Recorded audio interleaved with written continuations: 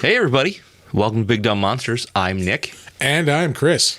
And this week we watch just a classic action movie where we really don't talk about like the monster so much, but yeah, I mean, to our defense, we've already talked about this monster before. I mean, yeah, we did talk about the T-1000 a little bit. Yeah, but anyway, yeah, we're watching Terminator 2. Holy crap, this is a good movie. Yeah. So good. Yeah. Cultural landmark. This is that bad CGI I mentioned. Oh, god damn. Yeah. I never noticed that. Yeah. That's so bad. Anyway. We're watching Terminator 2. Enjoy the show.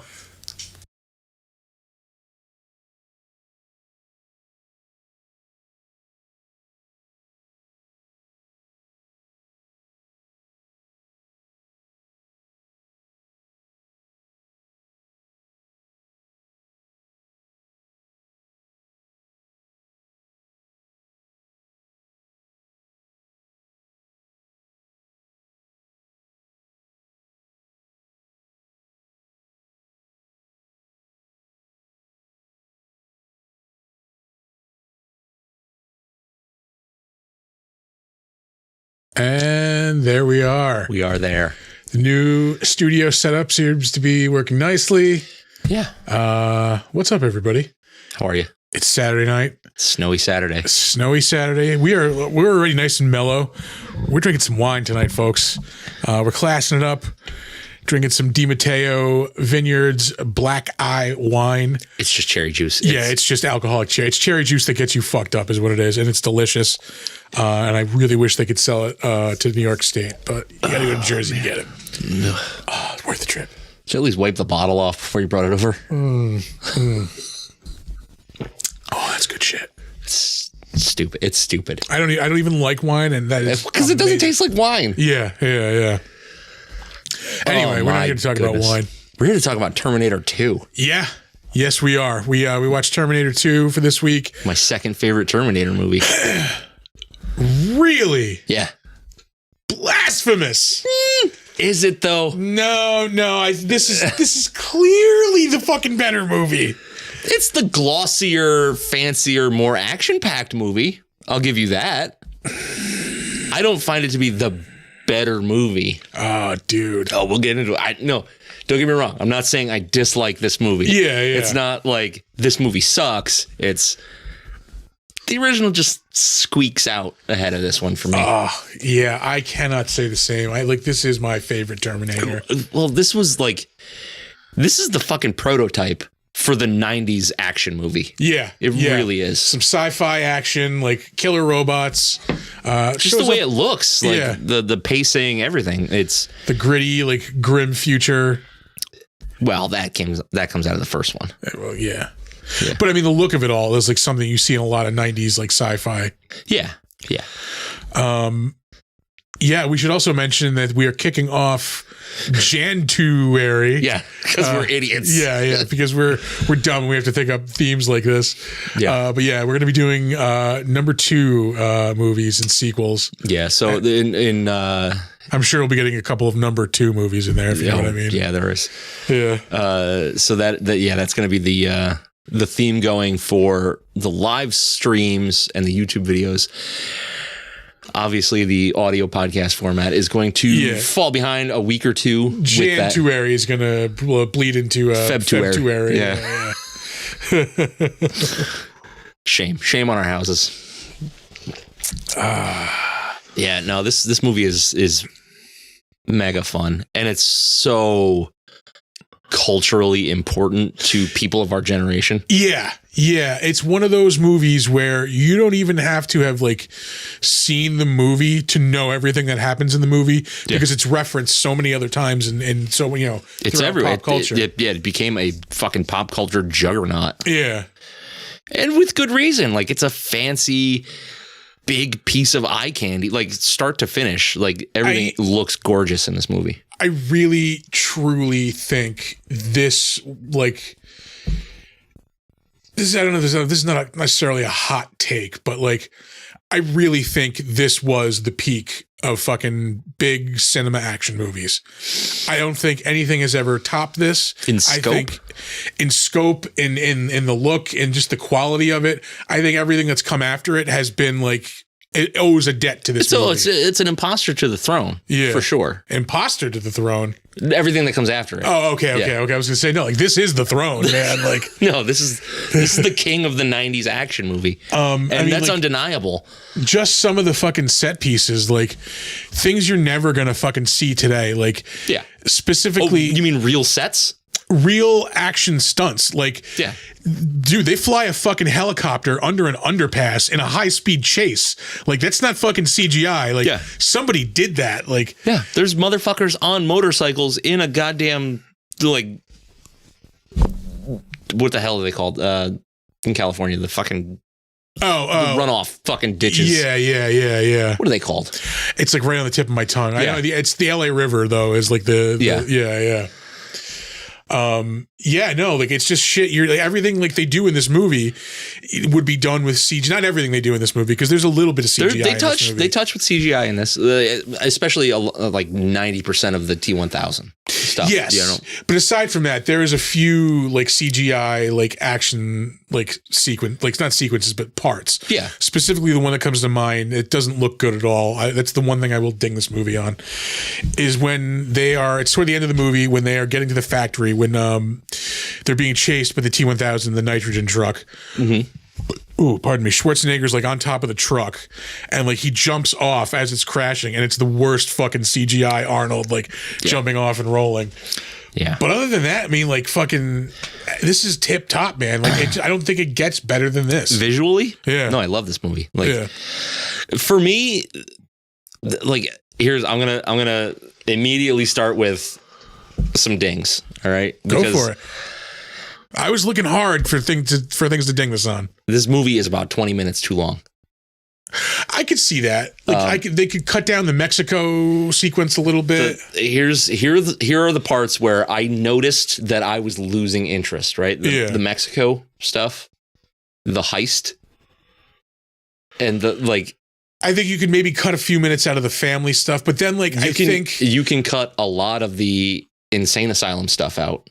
Yeah, you can tighten that up. Like I think the family thing, you need to keep most of that though. Don't know. Yeah, the family stuff is great. Yeah, to humanize like not only them, but also Miles too, to make his sacrifice like mean something. Right. You know? But we don't need the super long heist. We don't need the extended Mexico stuff. We also don't need the T-800 becoming a cartoon version of itself. Yeah, that's another thing I will criticize. Like he really did soften this up. I mean, to go from an R from the first one. This is an R. Is it real? I thought it was PG-13. No. This is R.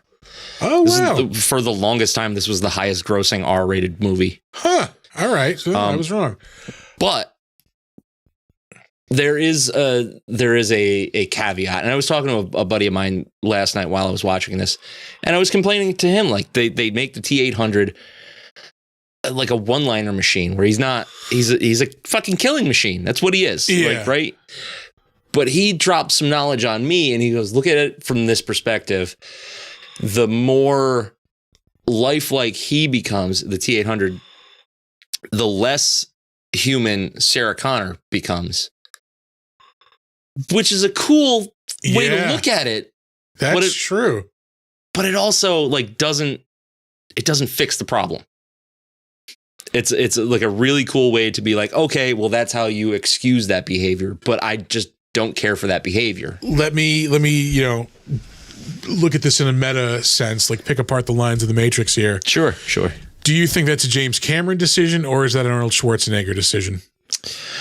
I think that it is a combination of the two because Arnold at this point this is like his also he's peak. The fucking hero, right? He's definitely not going to play the bad guy again for sure. Right. Yeah. So then there's him wanting to be the good guy. I get that. Like that's his shtick. That's how he gets paid these days. But then you have James Cameron probably wanting to make it more approachable and maybe even seeing the fucking dollar signs with. Would he though? I mean, think about James Cameron. Like, I think he's just going to make the fucking movie he wants to make, and fuck you if you don't like it. It just happens that a lot of people like his movies. I guess. I know he's like a super perfectionist, but like, I don't know how strict he is to his vision. But there's got to be something in some fucking contract somewhere where Arnold gets to like have creative control over the character. Yeah. I mean, like he, again, looking at this in a meta sense, like but he had to start with a basis somewhere. Like, like he's also like a very jokey guy from what I know. Like, he likes to have fun on the sets, and like he likes to be the guy who gives the one-liners. Like, right. So I think a lot of what comes, a lot of that change in the character is, I think, due to Arnold. I think it's his personality bleeding more through. It could be. I think it's him exercising, because he's the biggest fucking star in the world right now. Yeah. Him just, fucking thumping it out on the table, being like, I'm going to do what I want to do, Yeah. I just, it's hard to reconcile the drastic difference between the two characters. And you can kind of see what they're going for with, he's sent and he's supposed to just do what John tells him to do and protect John. But like, why is he developing a personality? Because he says he that's one of his features. The more interaction I have with humans, the more like lifelike and realistic I become. Yeah. But it's like from the jump in this movie. Like, well, maybe not from the jump, but it's fucking a supercomputer fucking processing this and turning it around to make him more human.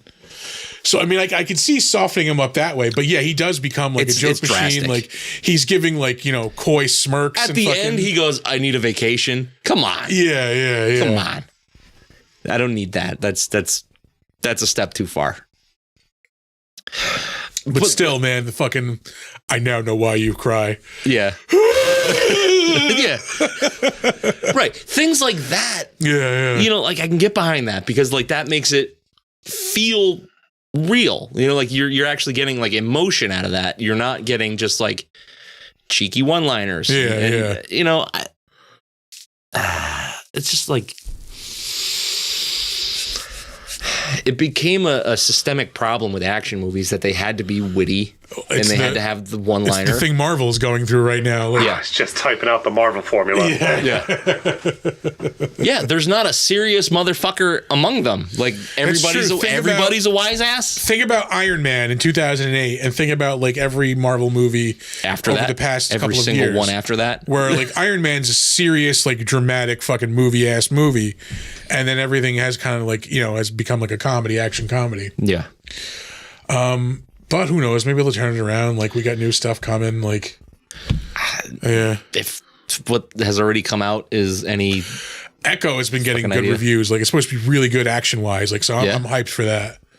I mean, they fucking knocked Daredevil out of the park, I think, with the action. So like, I'm hoping it's more of that stuff, like the gritty, like. Yeah, but was that actually like a Marvel Studios thing? At the time, it was Marvel TV. That I think that got eaten up by. Oh, did it? Yeah. By the MC, the movie side of things. Yeah. Anyway, back to this.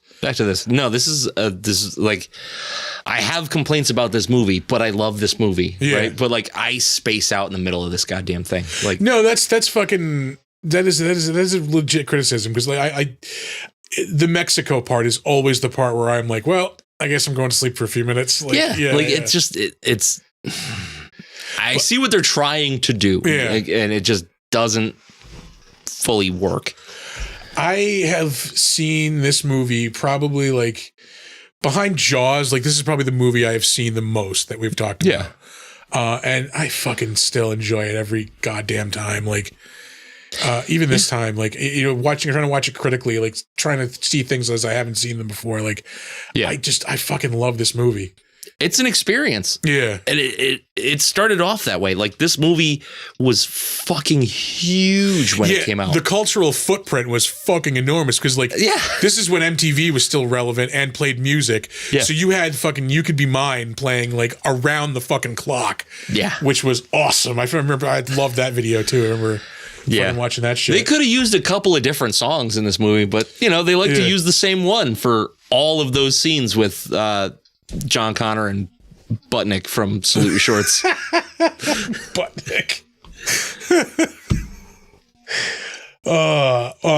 I wish they would have played the good guy angle a little bit more, like closer to the vest, and you know, because like going into this, like everybody knew Arnold was going to be the good guy. Yeah, like I wish it was a little bit more ambiguous. No, I don't think you really do, because you see Terminator, right, and outside of looking at trailers, right, where it's going to be obvious. Yeah, but you go, okay, Terminator, Arnold Schwarzenegger, rampaging killing machine, nothing is safe anywhere around him. Cool, I love it.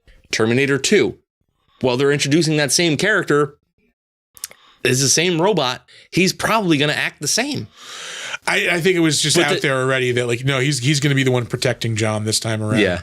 And like, I wish it wasn't quite so cut and dry, whereas like build it up. Yeah. Like, I wish they kept it like just completely ambiguous until the scene in the hospital. Like that scene in the hospital where Sarah is escaping and like she finally like locks all the guards in. She is free.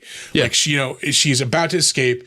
And then in that moment when the elevator doors open and out fucking steps her walking nightmare. Yeah. Like the thing that she has been, her entire life has been changed because of, the thing that everybody told her does not exist, like walks out. And like, if then he just gave her the like, come with me if you want to live. And you can't, which is fucking awesome, but you cannot share in her fucking trauma there because you know already that he's the good guy. Yeah, exactly. So if they like played it a little coy like that, like because if you're thinking about it that way, like it is fucking terrifying because like I said, it's her nightmare come to life. Well, it's and the ruin of her life. Yeah, and like just to have it quickly like wait what the fuck like that would have been mind blowing. Like if we're not in on it, it's an amazing scene. It's good how it is, but it could have been so much better.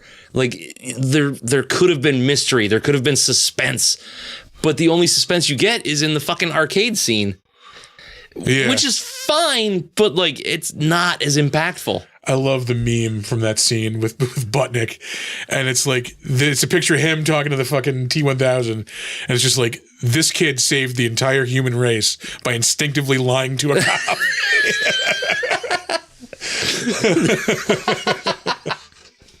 That's perfect. Yeah, and correct. Yeah, it is fucking correct.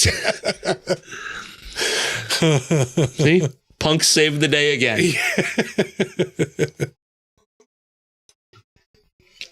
Oh, that wine is fucking so good. I'm so glad that this is gone. I'll be crawling out of here. But yeah, man, like I really truly think like this is the peak of big, huge budget action movies. Like it's going to be hard to top this, I think. Yeah, forever. Yeah. Yeah. Well, you get cool like vintage throwback stuff. Like if you look at the Expendables, right? The Expendables tries to capture this like moment in time, and it does a really good job, but it's really not that good of a movie. No. You just love it because it's getting by on that nostalgia. Like, it's so nostalgic and it feels good to watch it. But it's trying to like capitalize on your memories of this. Yeah. Where, you know, this is 1,000 times better than the Expendables, right? But like you wind up correlating things like that with things like this because there's really not that much in between. Yeah. Like you get, you know, like the newer Die Hards and stuff like that. You know what? I will say that Die Hard with a Vengeance is close in scale to this movie for me. That's the kind of action movie that I cinematically prefer. But I like culturally. No. Yeah. No. This was perfect timing. I think is a big part of what this was. Because, I mean, you know, we said, you know, the movie is huge. We mentioned the music video. Yeah. The fucking video games, like the arcade game. The toys. Yeah. I mean, that arcade game is a classic, that shooter. Yeah. Like, I love that game. Yeah. But like how many kids in the 90s didn't have the T800 hand that we would instinctively make the fucking middle finger with. You used to be able to buy the makeup kit at like Spencer's to do the T800. Oh, that's right. Yeah. God damn it. Yeah. Like, it's really hard to argue anything against this. It just comes down to preference, right? Because like this movie is so good and so important, but it might not be your flavor of action movie. Yeah. And that's really the only thing that's going to put things above this. Like I said, like for me, I love Die Hard with a Vengeance. Like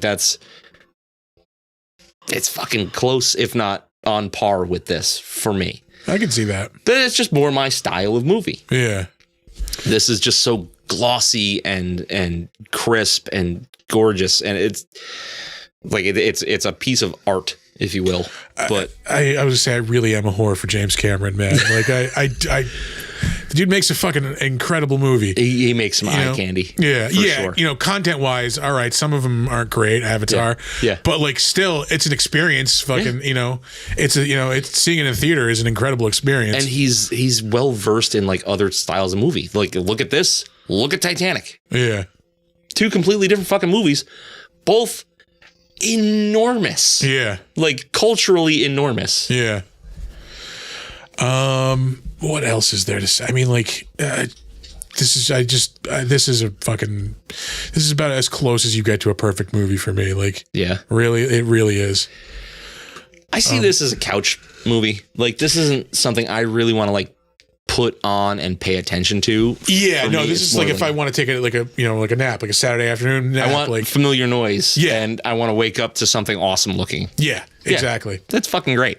Comfort food, you know? Yeah. This is the mashed potatoes of movies. Yeah. With the fucking good ass gravy too. Like, Oh, yeah. yeah. Anything popping off in chat? So I've been chatting back and forth with Hey Boots. Hey, Boots. Hey Boots. You guys had mentioned you were trying to watch it in a new way. I said I watched it sober just so I could watch it in a new way. Oh, I watched it with like 9 beers in me last night. All right, No fair shit. enough. You guys mentioned Spencer's, and I said, is Spencer's still a thing, or do you guys have to go online to buy your tie-dye dildos? It is still a thing. I compared Spencer's to the Stoner Pervert Hot Topic. That's exactly what it is. Yeah. You can get a dildo, a fucking tie-dye shirt, and like some fart spray. Like, yeah.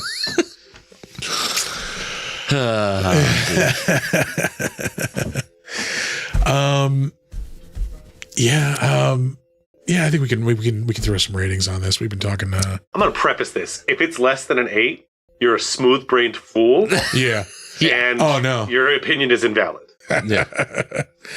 It just, yeah. I have to stress. I really think this is like just the high point for Yeah, action it's the, for big the budget peak of the action. mountain for you. Yeah. I'll throw my rating first. I man.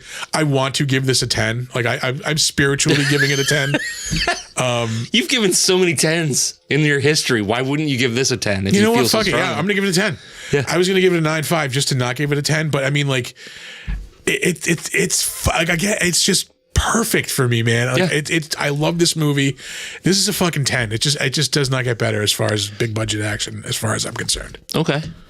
I mean, I'm close, right? Yeah. But like I said, I love this movie. I love the first one just as much more. And like, yeah, this is like an 8.5. All It's right. just like I'm trying to think about it critically, not like from my memories and how wistfully I, loved this movie as a kid. It runs too long. There's boring parts. Like there are parts of this movie that are just too clean and glossy. Like Yeah. it's just like too perfect. I don't know. The first one, love the first one. To me, that is the like perfect appetizer to I the love it. It's just so gritty. to the prime fucking rib dinner that is this fucking movie. Like, yeah. It's like the world's best mozzarella sticks. Yeah. Some fucking loaded ass potato skins. Yeah. It's just more my speed. I love the grittiness and the realism. I mean, obviously it's a giant killer fucking robot from the future, but like the world seems realer. And see, I don't know. See, the world. I think the world it sets up is very real, but I think this one just expands it so much more. Like the scenes in the future. I think the scenes in the future in the first one and in this one are like not highlighted enough for how awesome they look. I mean, especially for 84 and then 1990, like those future scenes look amazing. Yeah. And yeah, I just think the ones in here look better. I think the world is bigger and like just more defined. Again, just the cultural impact, just being, I was 10 when this came out in 1990. I was 11. Yeah. I remember the first time I even saw this movie was Christmas Eve. It had just come out on video. Yeah. And we were watching it in like my friend's room, like on the fucking tiny ass like TV VCR combo. Fucking glued to it, right? Sitting on the floor, yeah, like glued to it. Yeah, like this size probably. Yeah. Yeah. No, this, like I said, like I give it an 8.5 because I'm trying to look at it as critically as possible. And there are things wrong with it, but it's so fucking important to who I am and who I was as a kid. Yeah. And the world that we grew up in. Just the amount of quarters I dumped into that fucking machine, that arcade machine. Just to hold an Uzi. Yeah, just to hold the Uzi. I mean, like, not many games you beat in the arcade. I beat that in the arcade a shitload. Yeah. Yeah. Yeah. But like, how iconic does so much of this movie become? Like, fucking Robert Patrick, just to look at him, you go, I'm afraid of you. Yeah, I did a show with him and like fucking, yeah, like, it's fucking Terminator 1000. Like, yeah. But like, he was cool as shit, but yeah, still in the back of my mind. But like, just him and his performance is so good.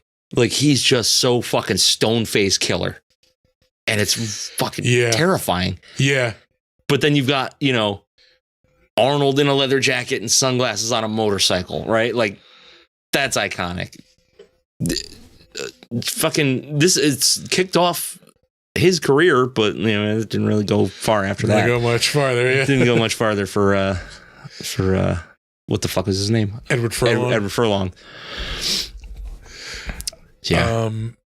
I was just about to say something. I forget what it was. Oh, fucking this is one thing. I don't know, like, I saw the director's cut of this. Yeah. There is like probably a good 10 or 12 more minutes added to it. Well, a lot of it is like kind of background. Well, not background, but like kind of more detail of like the T-1000 looking for John. Like after he kills his parents, like he's going through his room, like he's literally just running his hands over the walls, like touching everything, like just kind of getting, a sense of it. Well, I mean, for quite a while, he just disappears. Like you don't see him on screen for another fucking 20 minutes. Yeah, that's where all that stuff kind of got cut out of. But there's also a lot where they make him seem less invincible, and that's the part I'm like, I'm not sure that's for the better or not. Like, no, because you want him to be like, yeah, I think like having him be invincible is like was the way to go, was the right choice. But like, there was a whole thing where after the nitrogen scene, after he gets frozen, like he is really fucked up after that. Like his operating system's all fucked up. Yeah, he can't hold form much anymore. Like he's getting stuck to things. Like, and like that would have been, I think they could have explored that. That's cool. Yeah, I like that. One of the, I was talking about things that are iconic from this movie. What kid did not have a toy fucking lever action rifle and try to flip it to fucking cock that son of a bitch?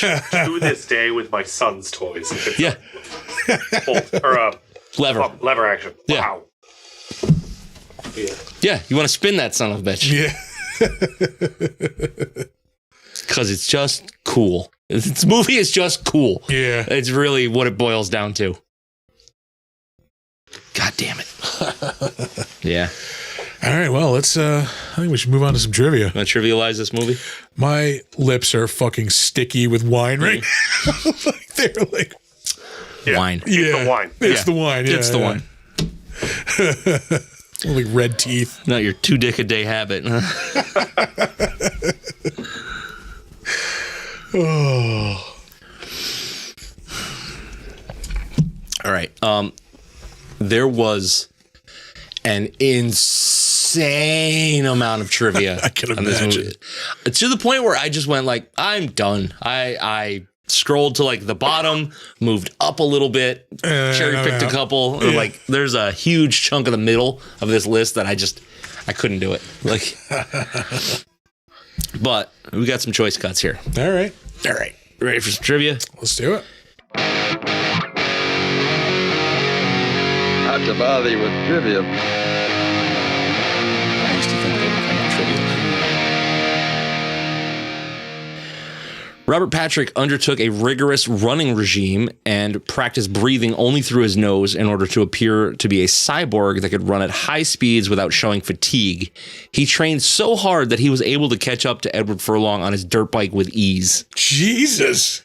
I wonder if he like became like a runner. You know what I mean? Like there's people that just like it clicks and then that's their thing. I wonder if that became his thing. Huh. Fuck, I kind of want to ask about that now. Yeah. How much do you run after Terminator? Yeah.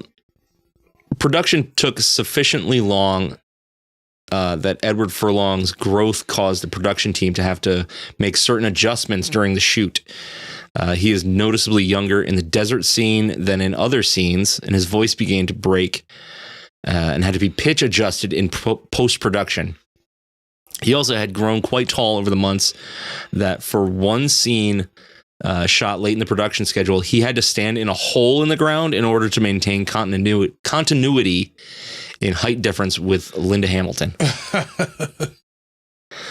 But I mean, like, you think about a movie that's like this big, it takes place over the course of a few months, right? Yeah. He's what, maybe like fucking 14 when this comes out? Oh, yeah. He in real life, I think he was. Yeah. So a couple of months is a drastic difference. So it's not like the movie took 2 years to fucking make, like Lord of the Rings or some shit. It just, it was a kid mid-puberty. He's supposed to be 10. Yeah. He's definitely not 10. What 10-year-old like cruises around on a fucking dirt bike? Like, yeah. The savior of the human race, I guess. This is another just incredible fucking set piece. The chase through the elevator. Where they tear the top off that fucking truck. Yeah. Yeah. God damn it. It's just so cool. It's so cool. The fucking music too. The dun dun dun dun. Oh shit! Yeah, the soundtrack of this. Yeah. Fucking craziness. All right, this is the only Terminator film to win or be nominated for an Oscar. It won 4 out of the 6 it was nominated for. Now I imagine that's like music, makeup, maybe like supporting actor. Like this is not winning a Best Picture. Editing probably. Maybe. Yeah, maybe. Yeah. There's no way this is like a Best Picture or Best Actor. I don't think it was Best Picture, no. Yeah. Let's see. Carlco Studios executives were nervous and concerned when the original budget of the $75 million ballooned up to $88 million with more to come. Yeah, this was the first movie to cross $100 million, I think, in budget. Might have been. Yeah. In order to keep the budget manageable, they proposed to eliminate a few scenes, particularly the opening biker bar scene where the Terminator is introduced. They tried to get Arnold Schwarzenegger to persuade James Cameron to remove that scene, but Schwarzenegger turned them down, saying only a studio guy would cut out a scene like that. Which is fucking true. Yeah. Like that's an iconic scene. Yeah. Your clothes, your boots, your bike. Yeah. Like that's a dude on a bike who did that. Like Yeah. Fucking that's not CGI. No. Arnold Schwarzenegger was given a slightly used Gulfstream 3 airplane worth about $14 million by producer Mario Casar for accepting the role in this film.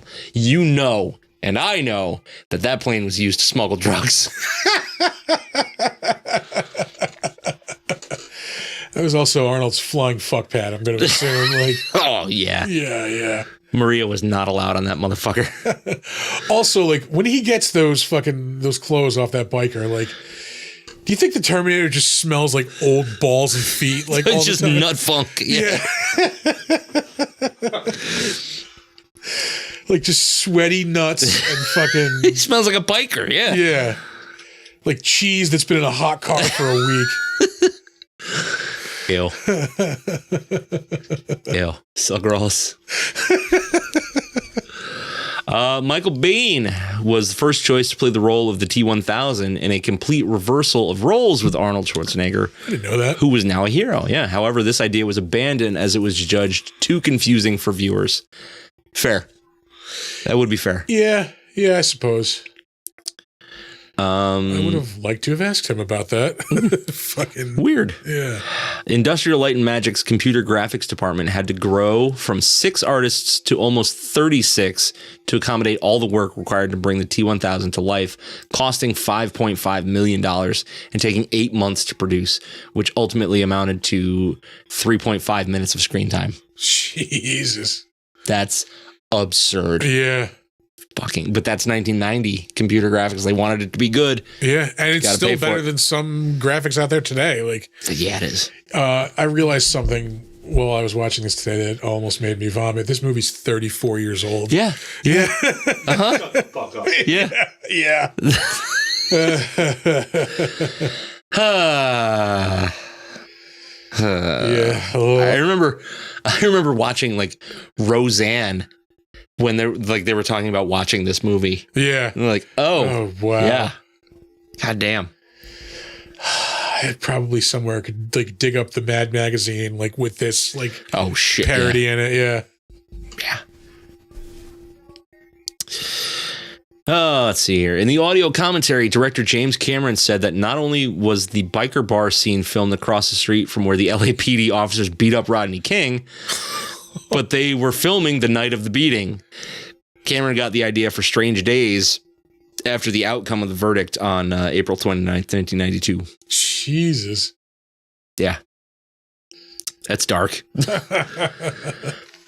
the film's domestic box office adjusted for inflation, it is the top grossing R-rated action film of all time. All right. I'm trying to remember what outed that. It was one of the Matrix movies. I think the second Matrix movie all right, bumped it out in like actual numbers, not adjusted numbers. Ooh, pardon me. But then we're talking about a movie that came out in 91 versus a movie that came out in 2002, 2003. Yeah. Like, that's a long fucking time. Yeah. Let's see here. The artificial substance used instead of melted steel, which would have been far too dangerous to use, actually needed to be pretty cool to maintain the right density. This meant that the temperature on set was quite cold, so the actors had to be sprayed with fake sweat in between takes. Which sounds miserable. Hellish. Hey, are you chilly? Are you wearing a tank top? You want to be wet? How's that? Good? Oh, great. I watch any scene with the foster mother and I just go, let's rock.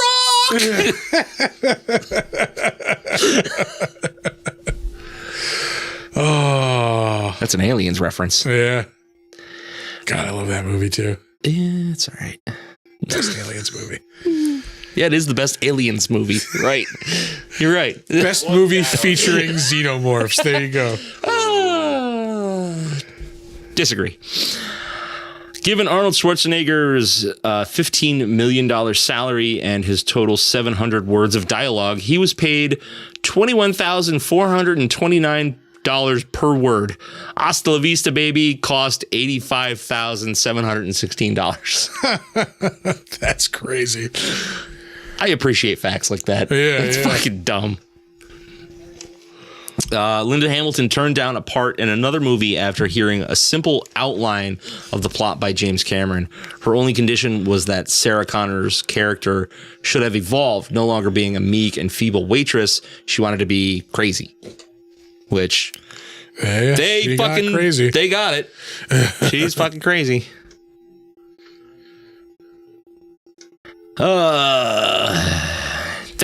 That scene where the T-1000 stabs the foster father in the mouth just lives in my head rent free. Like, yeah.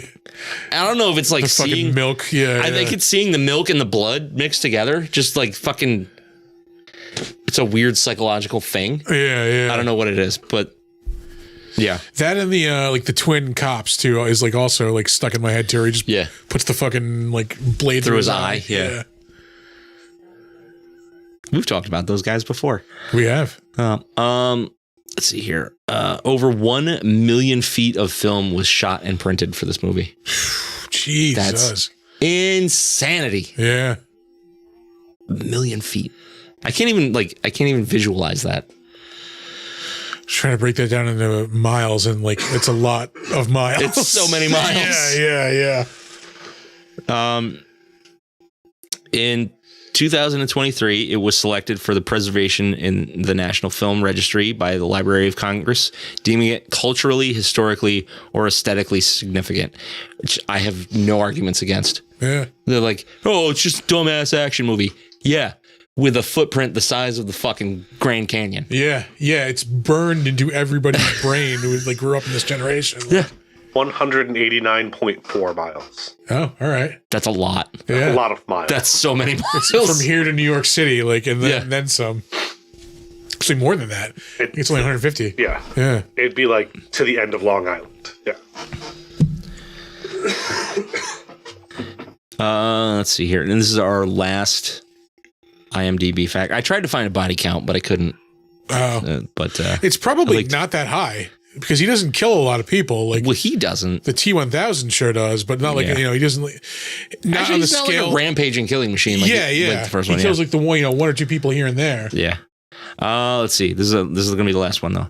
James Cameron ordered Stan Winston to create 10 skulls for the opening shot in which a T-800 crushes a human skull. There's like a billion. No. The one where he just like steps on the one and crushes it. They're talking about that particular skull. Oh, just that one. Yeah, okay. So James Cameron ordered Stan Winston to create 10 skulls for the opening shot in which a T-800 Terminator crushes a human skull under its foot. The shot was very complicated because of the moving of parts of the endoskeleton and had to be timed with an explosive effect in the background while the camera was moving. Winston, familiar with Cameron's perfectionism, went on the safe side and created no fewer than 26 skulls.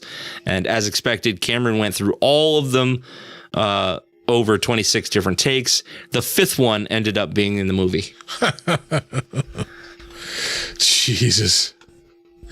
Like, as much as I'm sure it is like a point of pride to say like I worked on a James Cameron movie, because it's going to be whatever it is, it's going to be a huge fucking movie. Yeah. When has he ever produced a dud? Yeah, it's gotta fucking suck to work for James Cameron. Fuck yeah. Unless you're just like some schmuck on the sidelines. My boss is going to ream me out if I don't get this done, but I have a question, and he's in a fucking submarine 5 miles into the ocean. Better get it right. Yeah. We will start off with director James Cameron, who we have talked about before. You're not going to introduce your segment, huh? You just went straight into it. It really blew my mind. I thought I missed it by a lot. No, I'm a little rusty. Holy shit. We're going to move on to the better known as. There we go. I know you. I knew you. I put the kill count up, by the way. Oh, sweet. Oh, all right. Yeah, T-1000 only killed 7 people. Miles kills 6 with the bomb. Oh, like, yeah.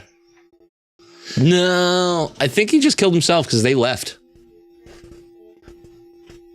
Yeah, because they were all those cops that were there were in the lobby. When they came out. Yeah, unless they didn't make it all the way out. But that's never really elaborated. Yeah. I mean, James Cameron is fucking James Cameron. You know who James Cameron is if you've seen a movie or two in your life. Hey, Jim. Yeah. I mean, he's probably most well known for these movies. I mean, Avatar is probably not that far behind, globally speaking, anyway. Yeah. I mean, some of the other highlights, I mean, The Abyss, fucking Titanic, we mentioned, True Lies. Aliens, fucking classic. So we'll go right on to Arnold Schwarzenegger, who we have also talked about before when we talked about the first Terminator movie. Yep. Also, he's known for being Arnold Schwarzenegger. I mean, he's cultural phenomenon. Yeah. Global, worldwide known actor. Yeah. His biggest role is probably going to be the Terminator. I'm going to say that's probably what he's most known for. Terminator, Conan. Conan's probably up there too. Yeah. Predator. Yeah. Yeah. Anything else worth? But going for like the big ones, those are probably it. Yeah. You know, that like everybody knows him for. But yeah, definitely the Terminator. Yeah. Anything else worth? I mean, Total Recall is another fucking awesome 90s action movie. Oh, fuck yeah, it is. Yeah, I mean, he was notoriously Mr. Freeze. Yeah. Yeah. Eyes to see you. Jingle All the Way. I do love that movie. I saw that in the theater. Really? Yeah. Yeah. I'm a big fan of The Running Man. Yeah, that is. I did not see that movie until maybe within the past 10 years. That's insane. What is making that fucking noise? It's not me. It's not our computer. It's Discord. Yeah. No, I'm not getting. Notifications are off. Yeah, it sounds like it's coming from up top, but I don't know. Who knows? We'll figure it out someday. Oy. He was in an episode of Tales from the Crypt, of course. Yeah, we've talked about that a million times. Commando. Raw deal.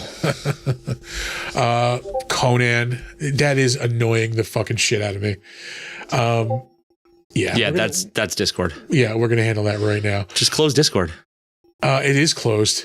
Is it exited out of?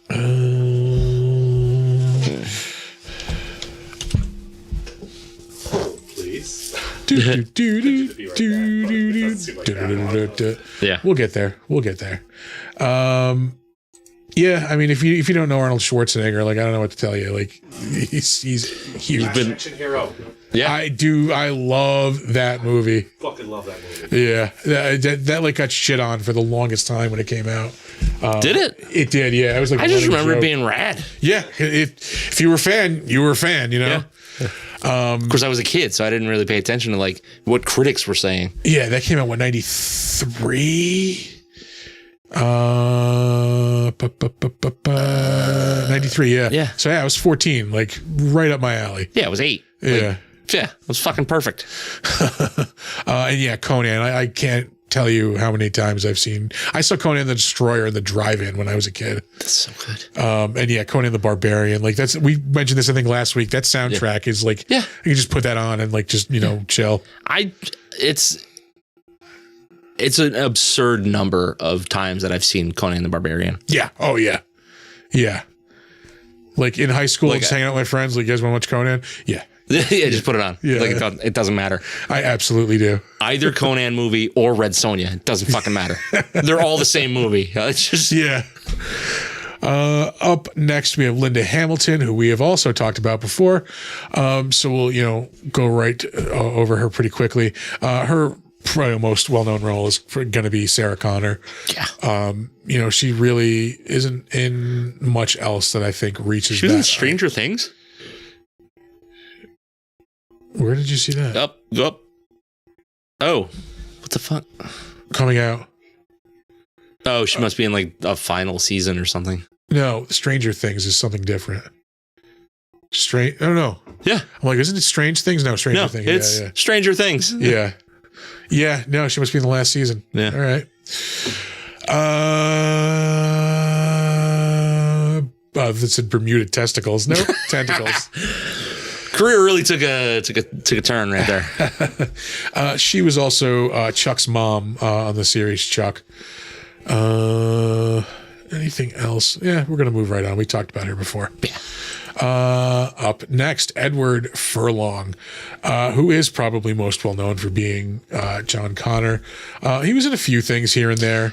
American History X is an amazing movie. Yeah, I remember seeing that in the movie theater. I liked Detroit Rock City. Yeah, that is a good movie.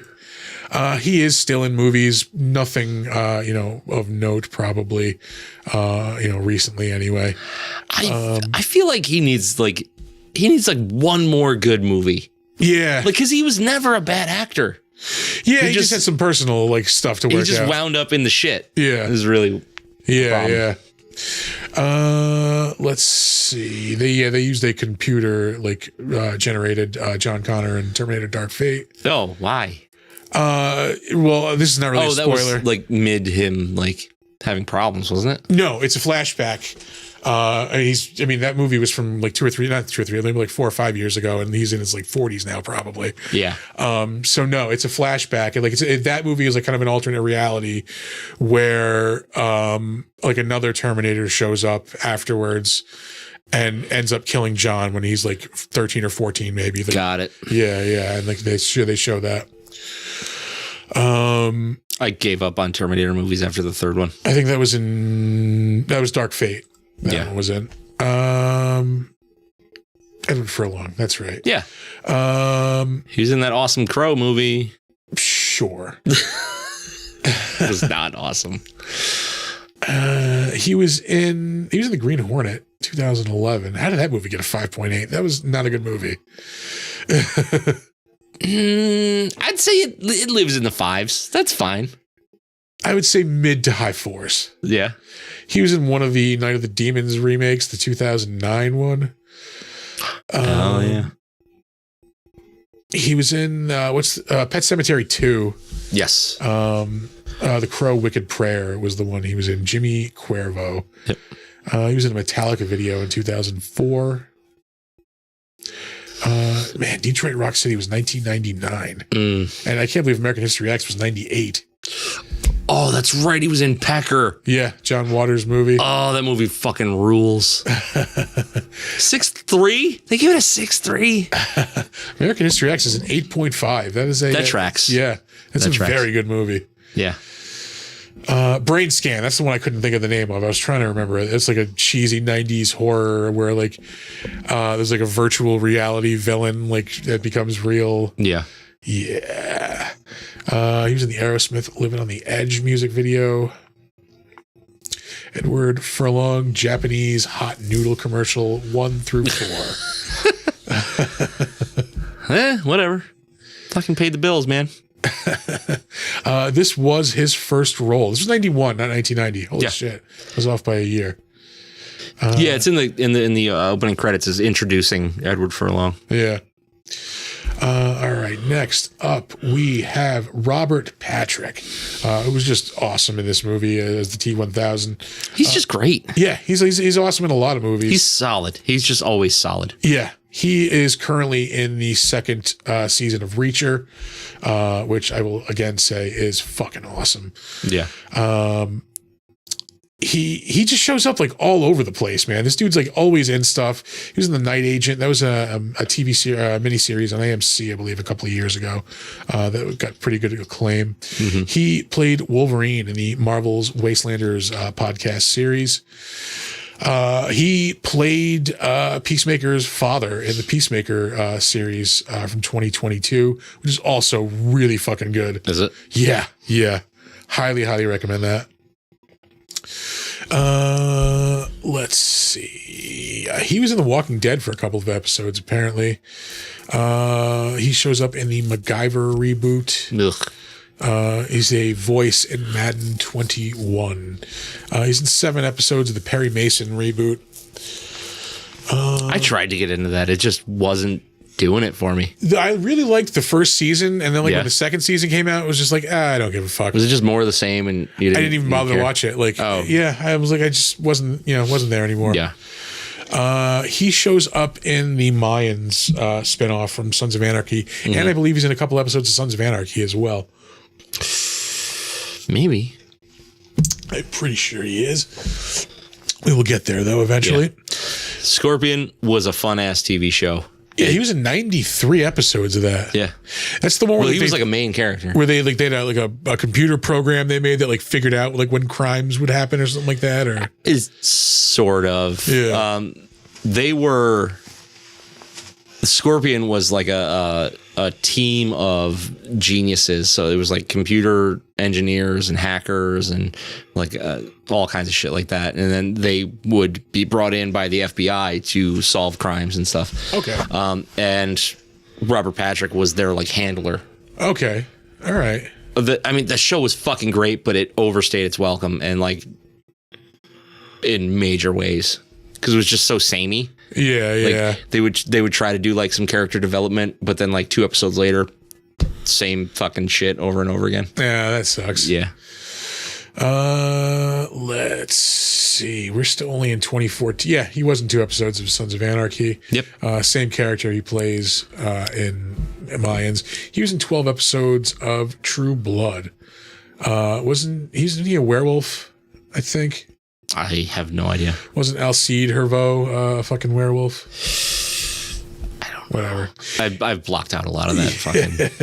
He was in the From Dusk Till Dawn series on El Rey, which is a 6.8. All right. Yeah. If you say so. He was in an episode of Community. We're still only in 2012. Yeah, the dude acts a lot. Yeah. He's in 2 episodes of Burn Notice. He also shows up on Chuck, shows up on Psych and CIS, American Dad. He was Hawkman in 2 episodes of the Batman, not the Batman, animated Batman series. Yeah, not Batman the animated series. Balls of Fury. Jesus Christ! Again, saw that in the theater. I definitely saw that on DVD. He played fucking Johnny Cash's father and Walk the Line. Yeah. Oh yeah. Yeah. God damn, that movie's so good. He was in an episode of Lost. I don't remember that. Still only in the early 2000s here. Oh, he was in the lesser seasons of the X-Files. Oh, that's right. Yeah. He took over after David, what's his name? Duchovny. Duchovny, yeah. Yeah. Again, he didn't do a bad job. It's just those episodes were just shit. Yeah. That show had run its course by then. Yeah. He shows up on an episode of Batman Beyond. That's right. He was in 3 episodes of The Sopranos too. He's like a fucking mush, degenerate gambler who gambles away his business. Yeah. Yeah. That right. show is so good. From Dusk Till Dawn 2 also, not just the TV show. Yeah. He was in The Faculty, 1998. Only up to 97 now. Yeah. He was in Copland. Oh, that's right. 1997. I remember seeing that in the theater. I didn't see that in the theater. I saw as soon as it hit VHS, we had rented it. He was in Dumb and Dumber, the animated series. You skip right over Striptease, huh? He was in Striptease, 1996. Not a great movie, but a lot of good things to look at. Yeah, 2 in particular. Mm-hmm. He was the bad guy in Double Dragon. Yeah. The notoriously horrible Double Dragon movie. It's not that horrible. I'm telling y'all. Is it though? Have you seen it? I've never seen the whole thing. I've seen bits and pieces, and I was not impressed. No, it's a dipshit 90s fun action movie. It's not. Don't go into it looking for a great movie. Yeah. But it is better than the Mario Brothers movie. Well, it's a low bar to clear.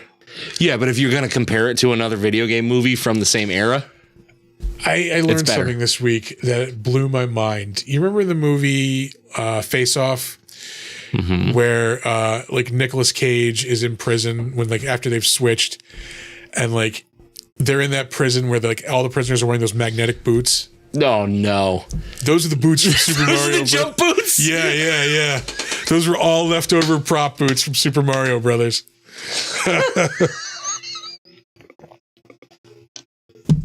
That is amazing. Yeah. So gross. He is a voice in an episode of Captain Planet and the Planeteers. I watched a lot of that as a kid. That was a bomb-ass Nintendo game. It was really good. Yeah. Yeah. I never played it. He shows up as the T-1000 in The Last Action Hero. Yeah. Also Wayne's World. Yeah. Yeah. Have you seen this boy? He's in an episode of Tales from the Crypt. New Arrival. I think I looked at. Yeah, I don't remember this. An abnormally difficult child tests a psychologist with David Warner and Zelda Rubinstein. What? Fucking Twiggy. Let's see. Back to Robert Patrick. Yeah. Oh, Fire in the Sky. That'll traumatize you. Yes, yeah, based on the Travis Walton experience. Yeah. Yeah. That's a pretty fucking. He was in Die Hard too. I forgot about that. 1990. Anything else worth mentioning before that? Not really. We are going to move on. Up next, we have Earl Bowen, who shows up in I think almost all of the Terminator movies as the same character, Dr. Silberman. Because they probably flash back to. It becomes kind Sarah of like a Connor, running right? joke. In the third one anyway, he shows up again and it's I think he might even get killed in the third one. Oh, great. Yeah. And he shows up in the other ones too, because those so I think he shows up in Genesis maybe because part of that takes place in the 80s. Yeah. We'll see. He does a shitload of voice work. World of Warcraft, Monkey Island games, Hearthstone, that fucking Warcraft card game. Yep. Metal Gear Solid 2, Psychonauts, EverQuest 2. It was Colossus and X-Men Legends, which was an awesome fucking game. It's just X-Men Diablo. Yeah. Moving on as soon as the page loads. Kim Possible, The Grim Adventures of Bill and Mandy, Daredevil Man Without Fear video game. I don't remember that being a thing. Tenchu, Return from Darkness. He was in the first Fallout game, the first Call of Duty. I cannot play those first Fallout games. Yeah. I can only play from 3. Yeah, that's when I picked it up. Yeah. We mentioned Terminator 3. The Justice League animated series he shows up on. Scorpion King, one of the sequels, Rise of the Acadian. Oh, that'll be a good one from Arthur. He was in Icewind Dale 2. Whee! That's my franchises. He was Lord Ulbrich. He was a voice in Eternal Darkness, Sanity's Requiem. Fuck that game. That's the game that would fuck with you while you're playing it. Yeah. An error screen would pop up and say your fucking file was corrupted. Yeah, you try to get you to reset the game. Yeah. Prick bastard. We are still going through stuff. He was in The Majestic with Jim Carrey, Johnny Bravo, Baldur's Gate, Dark Alliance. That game's fun. I am this close to buying the newest one. Baldur's Gate? Yeah, Baldur's Gate 3. I really want to play it, but I can't because it will murder my computer and I don't have a console. What? Yeah. There we go. I feel for the man because it's a game you should want to play. Yeah. I do want to play it. Tenchu 2, Birth of the Stealth Assassin, fucking rocks. That game is the titties. All right. You are just all the Tenchu games. You are just a ninja, and it's a stealth game. Yeah. I remember those. Ugh. Fucking side note, I have done something to my arm or shoulder or something this week, and I'm in a considerable amount of pain right now. Yeah. The Adventures of Jesus and His Brothers. Is it Jesus or Jesus? Yeah, that's true. He's the voice of Rex in Toy Story 2. Oh, only shit. The video game though. Okay. I was wasn't that fucking John Ratzenberger? He's the pig. No. Wallace Shawn is the T-Rex. Yeah. Ratzenberger is Mr. Potato Head, isn't he? No, that's Don Rickles. No, yeah, you're right. It is the pig. Yeah. Baldur's Gate, the first one.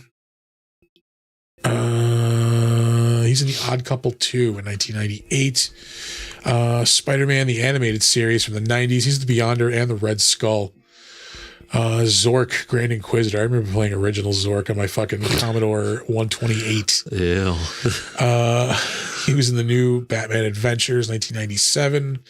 Extreme Ghostbusters. The Real Adventures of Johnny Quest. Just 3 episodes of that. That was a fun show. I watched a lot of that. That was the CG version of Johnny Quest. Okay. He was an episode of The Mask animated series. California Dreams. He shows up for 4 episodes. Shows up in an episode of Silk Stockings. Steamy. A lot of the people in the movie show up in the Terminator ride video. I mean, why wouldn't they? Yeah. He was in the original Batman animated series. Fuck yeah. 2 episodes of that. Empty Nest, the Golden Girls spinoff, 2 episodes of that. Lois and Clark, The New Adventures of Superman. He's in Naked Gun 33 1/3. Hanging with Mr. Cooper. He's in 8 episodes of the Addams Family animated series from the 90s. Yes. LA Law, The Golden Palace, that's the Golden Girls spinoff. Fresh Prince of Bel-Air, he shows up in an episode of. He is a voice, I think it's the first Miyazaki movie, Porco Rosso, 1992. It might be. He's in the Golden Girls for 2 episodes. He's in an episode of Herman's Head, Family Matters. There's something important coming up, I believe. He is in 2 episodes of Amen, an episode of The Wonder Years, Seinfeld. Ooh, Pirates of Darkwater. Oh, yeah, I remember that. He's in 3 episodes of that. He is in the Steven Seagal classic. Oh, fuck yeah. Marked for Death. Shows up in Matlock. So that's got one old person solving murders. He is in an episode of Tales from the Crypt. We looked this is the one with Demi Moore. Yeah, where she marries like the ugly dude for his money and yada yada yada. Yeah, it's Jeffrey Tambor. Yeah. Back to Earl Bowen. This dude's like kills it on the 80s and 90s sitcoms. 227, Life Goes On, Baywatch, Chopper Chicks in Zombie Town. Sorry, I was trying to get that out. Fantastic Max, Pride of the X-Men. Oh, he was fucking Magneto in that. Right before that, though, in 1989, he was in Murder, She Wrote. I've been waiting. I knew I saw it on there. I can see it in your eyes. He was in Alien Nation in 1988, which is a really good movie. I haven't seen that in a long fucking time. What else? He was in the original Dallas. Was Alien Nation like a made-for-TV thing? No, that's a TV series. That's V. V was made for, which is also awesome. Yeah. He was in Crime Story, 1987. 4 episodes of Mama's Family. Hell yeah. That was in the 80s. He's in G.I. Joe the movie and the animated series. I don't remember this character, Taurus. I think he might be one of those like fucking dudes from Cobra Law. I think like one of the fucking like new characters they introduced in the movie. Maybe. Oh yeah. Dynasty, Knots Landing, Who's the Boss? Hill Street Blues, What's Happening Now, Punky Brewster, First and 10. Jesus like all the Christ. sitcoms, Silver Spoons, Growing Pains, Remington Steele, Newhart, Family Ties, Night Court, St. Elsewhere, Benson. This is absurd. Yeah, his dude was like everywhere. This is every TV show. He was in To Be or Not to Be. That was a Mel Brooks. I don't think Mel Brooks produced. Maybe he did. Let's take a look. Or directed it. No, Alan Johnson. But it started. He's just in it. Yeah, Mel Brooks and Anne Bancroft. I like how Anne Bancroft is in parentheses. The fucking titles. Where are we? Fantasy Island. Man with Two Brains with Steve Martin. It's an Airplane 2, Three's Company, Too Close for Comfort. Like every single TV show. Yeah. It's a Living, Barney Miller, MASH, Soap, Dukes of Hazzard. He's in the movie 9 to 5. Hey, Dolly. The Jeffersons, Barnaby Jones. My God, man. Can we be done with this fella? Lou Grant, 8 is Enough. Wonder Woman, Hawaii Five-0, Kojak, the original What's Happening. You said 8 was enough. Yeah. The Streets of San Francisco with Michael Douglas. His first roles and great performances in 1974. Moving on, Joe Morton, who played Miles Dyson in this. Another like character actor who shows up just in a lot of stuff. Probably most notably is Miles Dyson. He was also in the Blues Brothers 2000. He plays the ringmaster, also in the Marvel Wastelanders podcast series. This dude is in a ton of shit. He was in Godzilla, King of the Monsters. He plays Cyborg's father, Silas Stone, in the Justice League movie, and a couple of the other Zack Snyder terrible fucking movies. Yeah. He is fucking fighting Cottonmouth while Oh, is that what he is? He's what he's doing there? Yeah, reading the credits. He was in The Good Wife, Warehouse 13 on Sci-Fi, Boston Legal. He's an American Gangster with Denzel Washington. I still have not seen that. It was a pretty good movie. I hear that. I've heard that since it came out. It was like, it's good. Yeah, it's not like holy shit, this was amazing. Like, Yeah. it's good. It's a movie you've seen before. You've seen like Blow or like fucking, any of those like movies like Scarfacey. Yeah. Let's see, CSI New York, Jag, Law and Order. He's in the movie Paycheck, which is based on a Philip K. Dick story.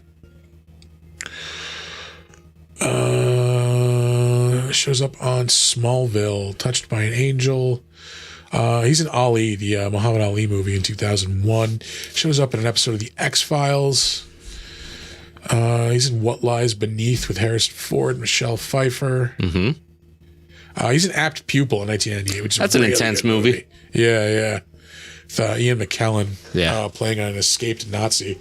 Yeah. He's in Speed 2 Cruise Control. He's also in Speed 1 too. I forgot he's the police captain in that. Oh, that's right. He's in The Pest with John Leguizamo. The movie's just like not good. Yeah. I love John Leguizamo so much, but The Pest is so bad. He was in the Cosby Show spinoff, A Different World, for 7 episodes. Shows up in 4 episodes of The Equalizer. That might be it for the notable stuff. He's in an episode of Who's the Boss, Miami Vice. Crossroads. He plays the the Karate Kid Blues movie. Oh, yeah. Crossroads, 1986. He plays the titular brother in The Brother from Another Planet. That was 1984.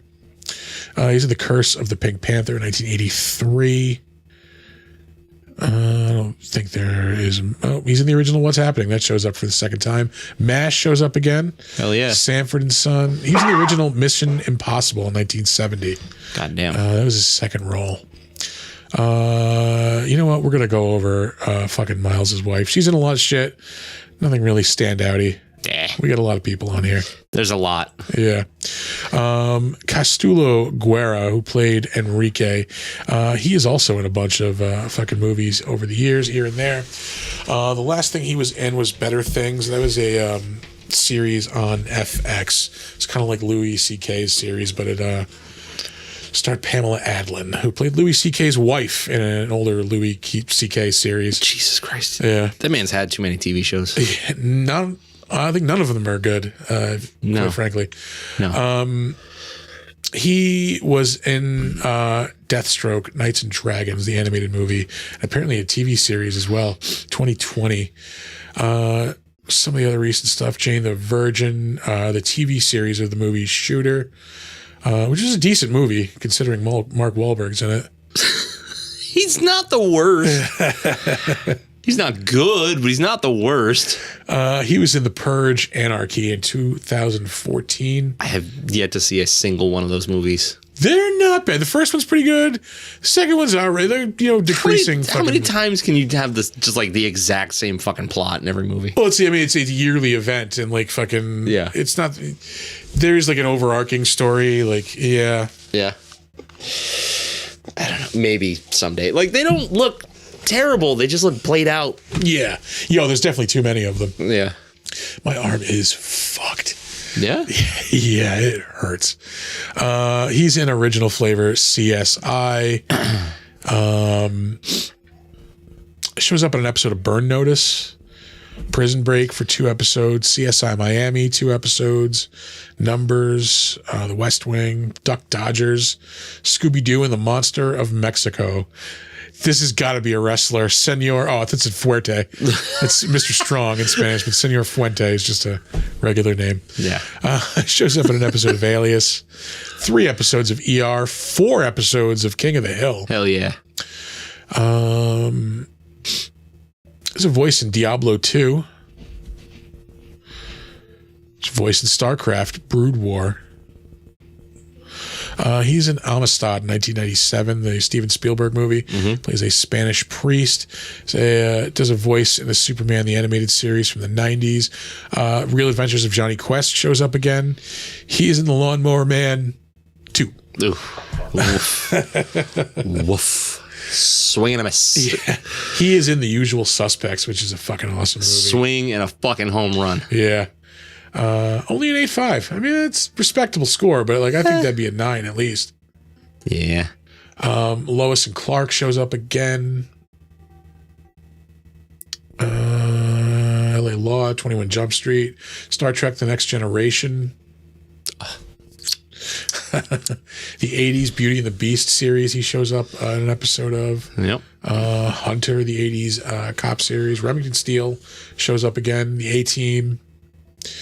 The Fall Guy. He was in an episode of that. Silver Spoons. And that's really it as far as the notable stuff. That's a lot. Yeah. Danny Cooksey, who played the kid who lied to the fucking cop. Hell yeah. He has also been in a ton of shit over the years. Excuse me. Really? He has done a load of voice work. Oh, yeah. Yeah, a lot. Hey Arnold. He does a lot of voices in Hey Arnold. He's Stoop Kid. Stoop Kid, get off the stoop. Kung Fu Panda. He's in the series of that, the TV series. Kick Buttowski. He's in the Lorax movie from 2012. He plays young Snake Eyes and Snake Eyes in G.I. Joe Renegades. So, young Snake Eyes, okay, might need a voice. Yeah. Snake Eyes? Snake Eyes does not. Yeah. No. Snake Eyes has no voice. Yeah. Okay. Phineas and Ferb. Let's see. He's in the Mad World video game 2009. I don't even know what the fuck that is. There was like a series of those, like these little like fish-looking alien creatures. I think that's the one I think it is. That's Oddworld. Yeah, you know what? Yeah, we're gonna go right over Mad World then. Don't know what the fuck it is. Huh. Something that nobody watches. Yeah. Let us go close that door real quick. Yeah, please. Keep going. We can do a Be Right Back. I mean, it's just going to be 10 seconds. All right. Is a voice in Quake 4. Kim Possible shows up again. Invader Zim. Static Shock. Teen Titans, the good one from the early 2000s. That was an awesome series. What's that? The Teen Titans series from the early 2000s. Yeah. Oh, yeah. Yeah. Teen Titans Go. Fun, but just not the same. Not the same. Yeah. He was a voice in the series Recess, Saturday morning cartoon. I used to watch that while I was working at McDonald's on Saturday afternoons. Used to be like always on whenever I was on break. What was? Recess. Oh, Jesus, yeah. Hey Arnold shows up again. Little Mermaid TV series. Mm-hmm. Are You Afraid of the Dark? Ren and Stimpy. Tiny Toons. Was he the episode of Are You Afraid of the Dark? Was that one of the clown episodes? Let's see. Like the clown video game? Tale of the Guardian's Curse. No, that wasn't it. Boy and his sister wishing to spend more time with their workaholic father. Oh, that's right. When they bargain for when their father's work comes home, the form an Egyptian curse, and a live mummy. Yeah. That show was so rad. It was Tales from the Crypt for kids. 100%. Let's see. Plucky Duck had a show of his own. I don't remember that. Yeah. It's a Tiny Toons character. Looks like it had a season. Yeah. He was in Mom and Dad Save the World, 1992. He was in Bill and Ted's Excellent Adventures, the animated TV series. Yeah. He was in The Karate Kid, the animated TV series. No. What? Oh my God, I do remember that. His new friend Taki. Potato chip?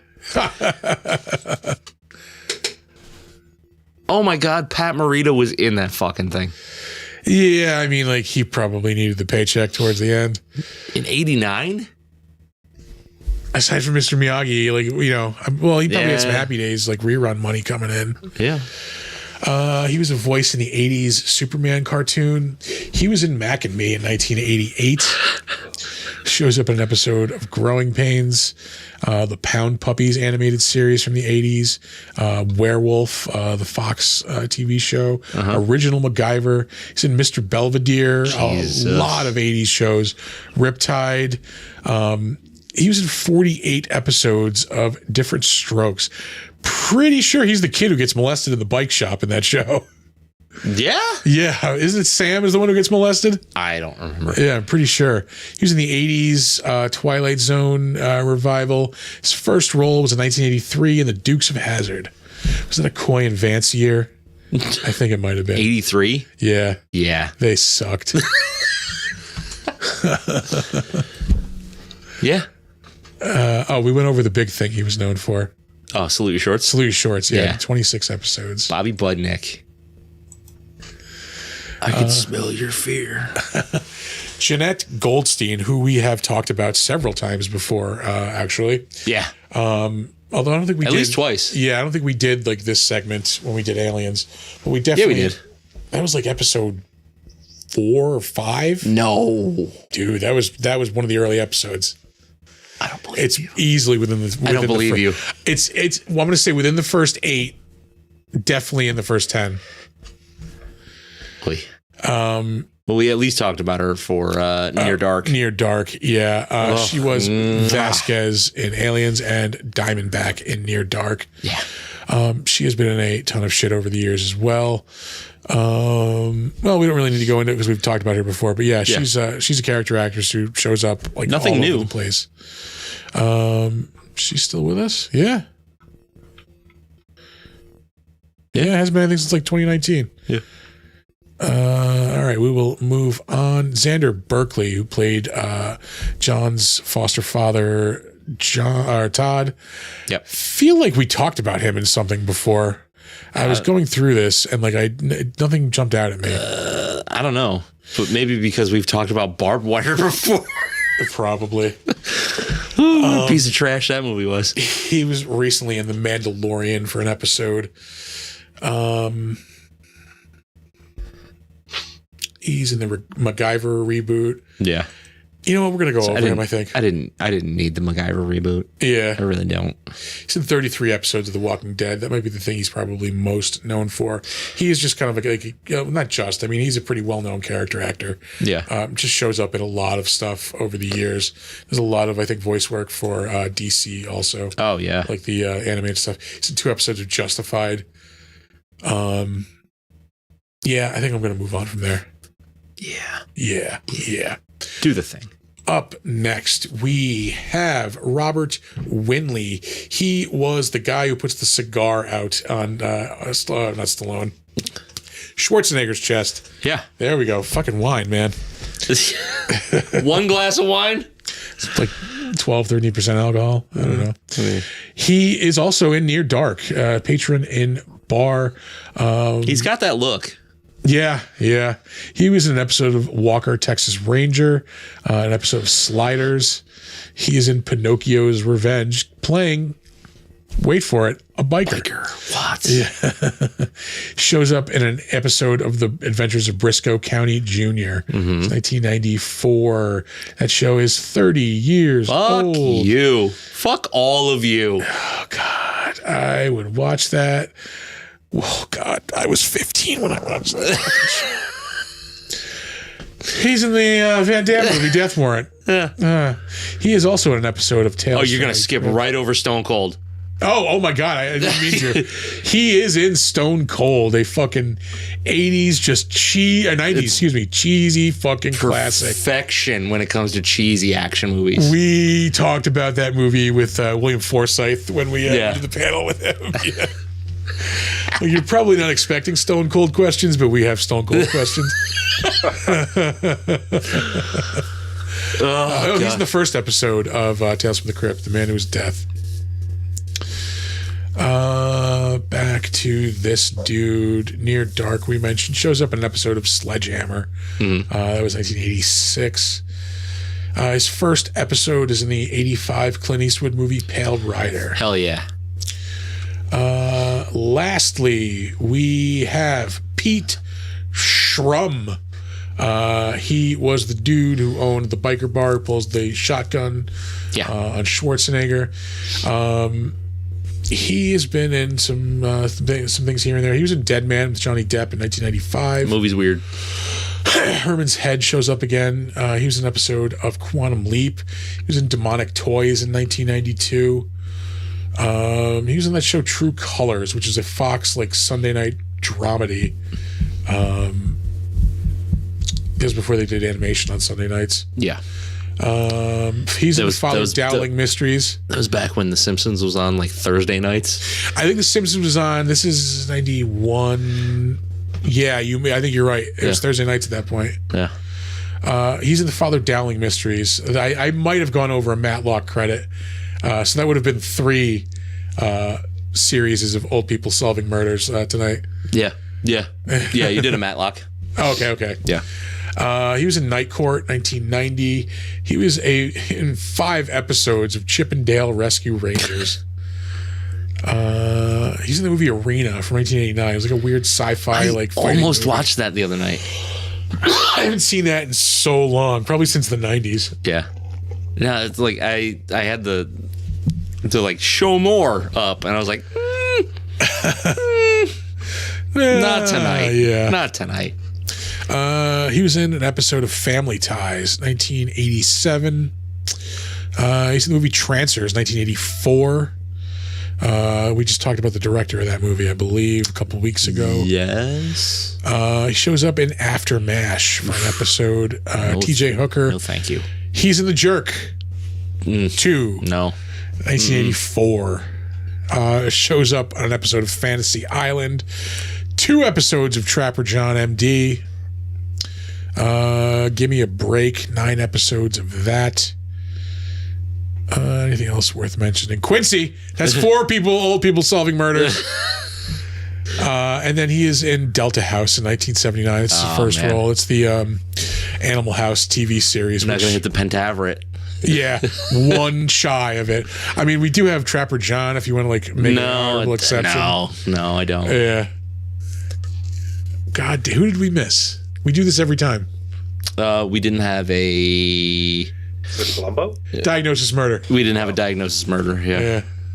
No, Columbo's not on the list. We could give it an honorable mention. It doesn't really show up a lot, though. Yeah. That will do it for the Better Known As. God damn. On to the crapshoot.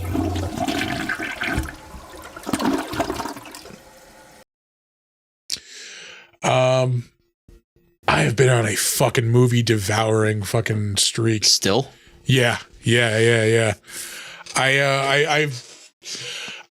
don't really quite have the time to do one a day anymore. I would like to. Yeah. But I've gotten 3 or 4 this week already. We mentioned this a couple weeks ago. Amanda and I went to see Poor Things, the new Yorgo Lanthimos movie. Yeah. Which is really good. I liked it a lot. So I keep hearing about how awesome his movies are, how great a director he is. I've never seen any of his movies. Mm-hmm. So the other night I watched The Lobster with Colin Farrell. That was really good. I like that movie a lot. I know I'm familiar with the plot of that one. Is it? It's like a fucking weird movie, right? Yeah. All of his movies are weird fucking movies. Yeah. It's this kind of world where being single is kind of outlawed. It's not, you're not allowed to be single. So whenever somebody is single, they basically have 45 days to find somebody. They get sent to this hotel, kind of concentration camp thing. Yeah. And if they don't find somebody within 45 days, they get turned into an animal of their choosing. And while they're there, they can do things to add time. Yeah. They help round up people who escape, who are trying to get away from all this. They get extra days added on if they catch somebody. Okay. It's fucking weird. He it follows Colin Farrell. His wife leaves him, so he has to go there, and he's trying to find somebody, and he it's there's a couple of things it's just so fucking weird. And usually like weird shit just kind of turns me off, but I was into it. It was good. Yeah. Like his brother is with him for like a good portion of the movie, and his brother had been turned into a dog. So like he's got this dog, and like he's in the hotel, and one of the women there, they just know her as the Heartless Woman. Like she's just this fucking like stone cold, just literally heartless fucking woman. Yeah. And like she has like 180 something days left on her stay there because she just keeps like they just send everybody out in the woods to find fucking like escapees. Yeah. And she's like the best to ever catch these escapees. Like she just keeps rounding them up. Yeah. So he ends up like his time's getting low and he doesn't want to get turned into an animal. So he tries to like fake being into her to like get into a relationship. Yeah. And then like she just wakes up one morning and she's like, I killed your brother. Like he was whining. So I just kicked him to death. And then he was whining more. So like I stabbed him. What the fuck? Yeah. Yeah. And then and they show the fucking dead dog and I'm like, yeah, fucking. But other than that, it's a really good movie. Did you know that there's a website and I'm pretty sure it's called Does the Dog Die? Yeah. But like Colin Farrell ends up escaping and like going to live in the woods with these people who are like kind of like rebelling against the system and like it's just a very, very odd movie, but I liked it a lot. Sounds like a Stranger Logan's Run. Kind of, yeah. So there's a couple more movies of his I'm gonna watch. Yeah. Killing of a Sacred Deer is one. I think I'm gonna watch that one next. Who did that? Yorgos Lanthimos is his name. Okay. Yeah. I know I've seen the title Killing of a Sacred Deer, but I don't remember what the fuck it's about. Yeah. Other than that, I watched Pain Hustlers with Chris Evans and fucking Emily Blunt. Yeah. That was pretty good. It's fucking Wolf of Wall Street with pharmaceutical reps instead of stockbrokers. Oh, okay, yeah. Last night I went and saw The Iron Claw, which I liked a lot. I liked it a lot. It's kind of a heavy movie. It is. Well, their whole family fucking story is heavy. They even like lightened it up for the movie. Yeah. And it's still like a fucking bummer. Yeah. If anybody out there doesn't know, it's about the Von Erich brothers and their father, I'm assuming, is in it. Yeah. They were like legendary wrestlers. Like, Yeah, they were like a huge part of the Texas wrestling scene. And like they became global. But then, 3 of them killed themselves? The one brother, the first one to die was David. He was like on a wrestling tour in Japan. He was the one who was going to become like the superstar. Yeah. Died of like a ruptured intestine, like in his sleep or something, like in his hotel room. Yeah. The next one, Kerry got into. I did not know fucking. Kerry had 1 foot? Yeah, when he wrestled in the fucking 90s for WWF, he had 1 fucking foot. Yeah. I did not know that, man. Yeah. That's insane. Yeah. That is like That's why he started wearing boots. He didn't used to wear fucking shoes when he wrestled. Yeah, his brother was always barefoot. I knew that, but yeah, I did not know that. Yeah, he lost his like half of his leg in like a fucking motorcycle accident. Yeah, that was insane. It's a lot about that. So like he gets in the accident, he gets all depressed. That was Kerry, right? The Kerry Von Erich, Texas Tornado. Yeah. He tries to make his comeback, but it's just not like it was before. He's not like he's not like this unlimited like ability person anymore. He's just trying to try to hide the fact that he has 1 fucking foot. Yep. Their other like youngest brother, who was like kind of like the weakling of the group, he gets into wrestling, ends up like hurting his arm, but like ends up going into a coma somehow, like because of some weird like freak like medical condition. Yeah. He ends up waking up out of the coma, but he's like kind of like mentally like compromised a little bit. He's like a little slow. Yeah. He ends up killing himself. Yeah. Carrie ends up fucking killing himself. And the dad killed himself, didn't he? I don't know. They don't get into it in the movie anyway. Oh wait, no. Maybe I'm thinking of. There was somebody else. Never mind. One of the brothers is completely cut out of the movie. There's like 5 of them. Well, there's 6 altogether. Yeah. One of them died when they were a kid, so there's another one who died. Right. And one's just not in the movie for some reason. I think he survived. Yeah. And then then Kevin, who's like the main brother in the movie, he also fucking survived. Yeah. But yeah, like there's like a scene at the end where like he's sitting there crying, like he's playing with his kids, and like the kid's like, "What's wrong?" And he's like, I used to be a brother. Like, he's like, I'm not a brother anymore. Like, yeah, it's fucking heavy. Yeah. Yep. But it's a good movie. I liked it a lot. Yeah. Their fucking story is fascinating. I want to say Yeah, they had an episode on Dark Side of the Ring. Oh, I'd imagine. Yeah. Oh, that show is so good. I love it. But yeah, it's got Zac Efron, who Amanda said this yesterday, and it's dead on. He looks like an actual He-Man figure now. Yeah. Like, he broke his jaw and had like some plastic surgery, and like he just looks like a He-Man figure, like the face. Like it's just the same face. Yep. And then Jeremy Allen White from The Bear is also is Carrie Von Erich. Yeah. What was the first show like he broke out on? Shameless? Yes. Yeah. Yep. I've only seen a little bit of that show, but I did like it. I heard it's good. Yeah, I've never seen it. Yeah. I feel like I watched something else too, and I don't remember another movie. I don't know, man. Like the only thing I really watched this week was this. And then when I was done watching this, I was like, I'm not done. And then I watched RoboCop. I almost watched RoboCop yesterday. Dude. Yeah. I saw it was on HBO Max. I'm like, ooh. Yeah, not right now. Not right now. Yep. It's just like, I need more. I know I'm forgetting another movie to throw in there too. I don't know. I watched the Yorgos movie. I watched Pain Hustlers.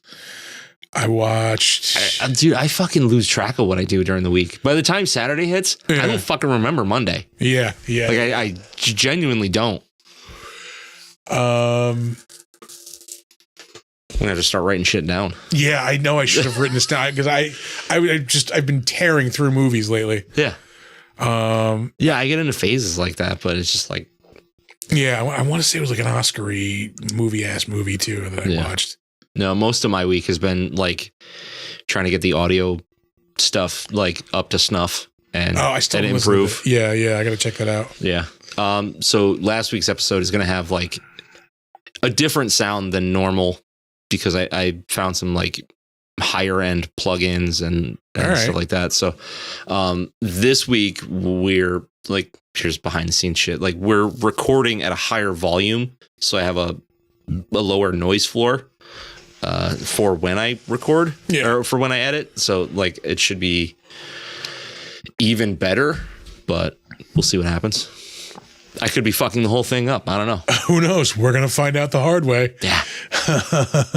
I'm literally going through this. It's going to bug the shit out of me. Like looking at my, what the fuck did I watch this week? What did I watch? I've been watching Fargo, which is fucking awesome this season. Yeah. I really love that show. A couple of weeks ago, I started watching X-Files, going back, starting that. All right. Like real slow pace moving through the X-Files because it's realistically a fucking slow show. Yeah. Like I forgot how much like just drama is in that shit. Oh, I've been watching more of the Venture Brothers. I love that. I'm in the third season now. The Scooby-Doo episode. You're about to hit a fucking wall in that show. Oh, really? Yeah. Oh, that's such a fucking bummer. It just gets like too weird for its own good. The Scooby-Doo episode I just watched recently was fucking great. Oh, yeah. Yeah, it is. It's so dark and like...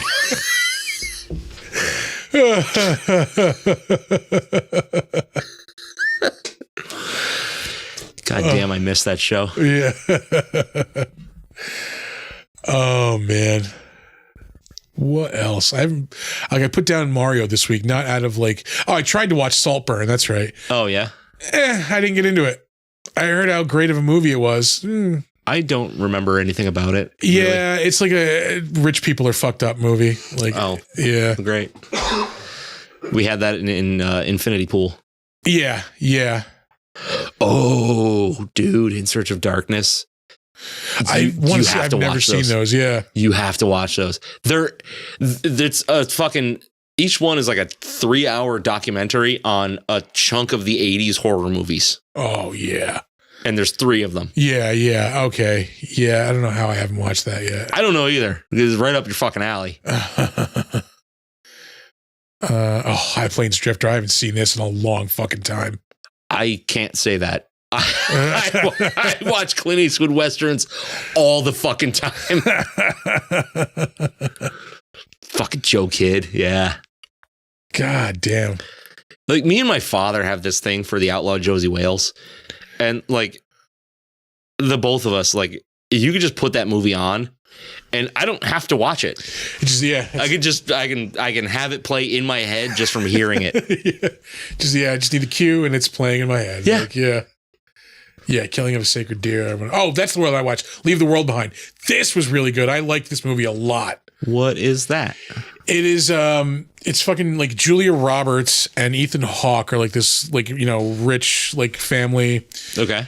They rent like, you know, Airbnb this house like out in the Hamptons. And like while they're going there, like shit's kind of going wrong, like stuff starts not working. There's like a blackout all of a sudden.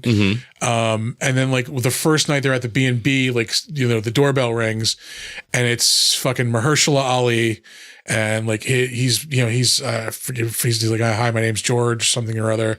Yeah. And like they're kind of freaked out because like it's a black dude, like even though he has his daughter with him, they're like, there's a black dude at the door. He's like, you know, you don't know me. He's like, we've actually talked before. He's like, you know, we communicated through email, so you wouldn't know me. He's like, I own this house. He's like, you know, we were just, you know, in the area. He's like, I'm sorry for dropping in. He's like, you know, something's happening. Something's going wrong. Is it okay if we just like stop here for a little while? Like, you know, we can even, you know, we'll stay like out of your way. Just, this is our house. Like, we assure you, like, everything's fine. Just like, is it okay if we stay? Yeah. So Julia Roberts is all like, fuck no. Like, you know, she's like kind of like trying not to say like she's creeped out by the black guy, but like, she's just like, oh, you know, my kids are here. So no, you've got to go. Like, you know, just like saying all this stuff. Like, but like more and more stuff starts going wrong. And all of a sudden there's like an emergency broadcast. And it turns out there was like a cyber attack that like knocked out all this stuff. Okay. So Mahershala Ali is like, you know, my wife is in Europe right now. She's coming home tomorrow. She's supposed to come home tomorrow. She's supposed to fly in the morning, and he's giving her the, you know, telling him like the whole story. And like, he tells him like, oh, I have a friend in the area. It turns out like he's this dude who he's like, I think he's like an investment banker or something. He's like also like super rich. Yeah. He has all these clients. And like one of them is like kind of like a prepper guy. And he was telling him like, something's coming. Like, you know, you should beware. Like he's like, he's saying, he's like, you know, looking at all the data, all the stuff that I've been seeing, like, yeah, something's about to happen. I don't know what. So like he goes to the guy's house, like to find out what's going on. He gets there and like, you know, there's nobody in the house. Like everything's just kind of like abandoned and creepy. He goes out to the backyard and like, he's just kind of walking and like he stumbles across like an arm, like just out and like, it's on like the water on the beach. And like, he's like, what the fuck? And he looks up, there's like body parts. And all of a sudden you just see like there's plane parts and like there's a fucking downed plane in the ocean where he's standing. Like, oh, so that's intense. Yeah. He's like, what the fuck? Like, what the fuck? So like, as he's there, like all of a sudden another plane starts fucking coming in, like coming right at the fucking water, like right where he is. So he's like, you know, running away from this fucking plane crash. They never really specifically say what it was, but like they kind of hint that like, you know, like kind of like a couple of like, you know, America's enemies like teamed up and like cyber attacked and like it gets intense. Like this one part where like they're trying to like one of the kids goes missing and like Julia Roberts and Mahershala Ali's daughter are looking for her. Yeah. And like as they're walking, you see like New York City in the background, and there's just a fucking mushroom cloud. Like, yeah, like oh fuck, like yeah. All right. Yeah. That was a good. So it's a real pick me up. Yeah. Saying, yeah. Yeah. God damn. Oh, but that was really good. No, I've done shit. Yeah, like I said, I've just been on a movie fucking tear. Yeah. I want to, but then just like there's so many things that are like on the list. I don't know where to start. You know what I mean? Like, yeah, that's what it is. Like, oh, well, I want to watch that, but I'm not in the mood for that. You know, like, yeah. It just like that's what it came down to this week. It was just like I want to watch something. I don't know what. It's like this. I'm watching this. Like, no questions. Just pick it and watch it. Yeah, and it's paid off so far. The only one that I backed out on was Saltburn. I did not enjoy that.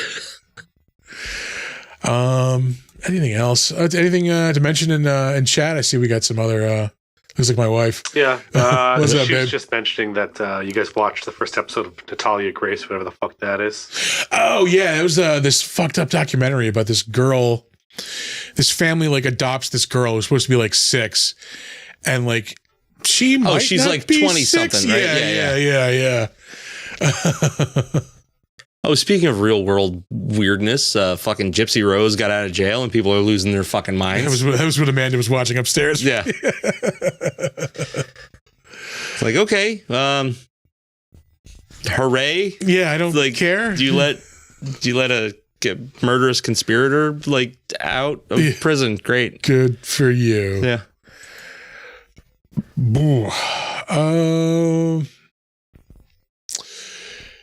Yeah, that might be a good place to wrap it up. I think that's all the stuff I've really watched. Yeah. Which is quite a bit. Oh, I started reading an awesome book too. Oh, did you? There's this author who has written, this is like his third book on this, kind of like a really comprehensive like history of comedy. His first book is called The Comedians, and it's like the history of like stand-up comedy. Mm-hmm. The second one is called We Had a Little Real Estate Problem, and it talks about how like comedy really originated with like Native Americans and all that. The newest book is the one I just started reading. It's fucking really good. I'm like 100 or so pages into it. It's called Outrageous. It's all about basically like the relationship between comedy and like the culture wars.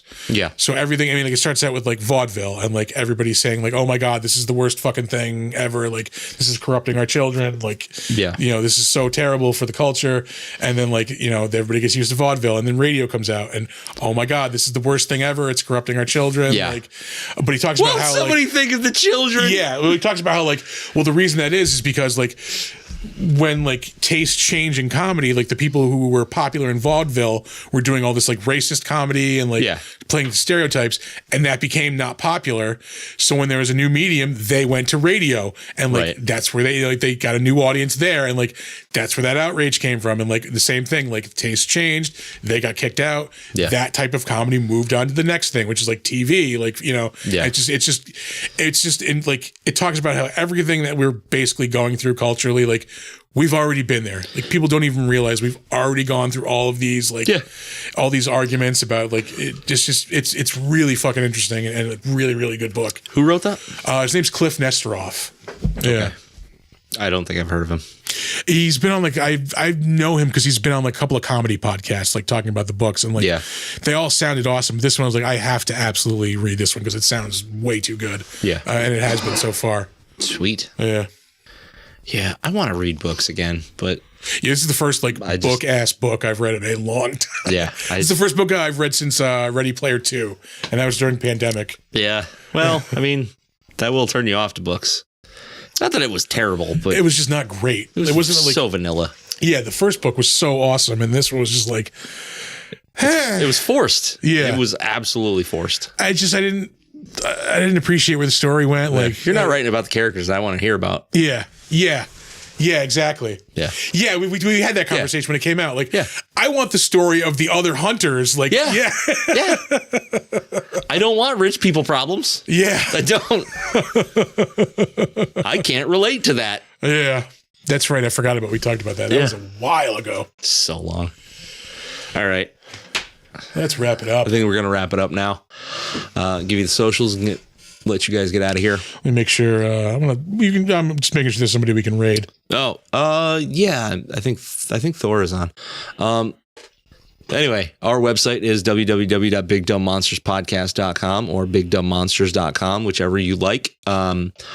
We are on Facebook. We are Big Dumb Monsters Pod. If you have suggestions for the show, movies, drinks, things that we can change about the show, anything, email us bigdumbmonsters@gmail.com. We want to hear what you have to say.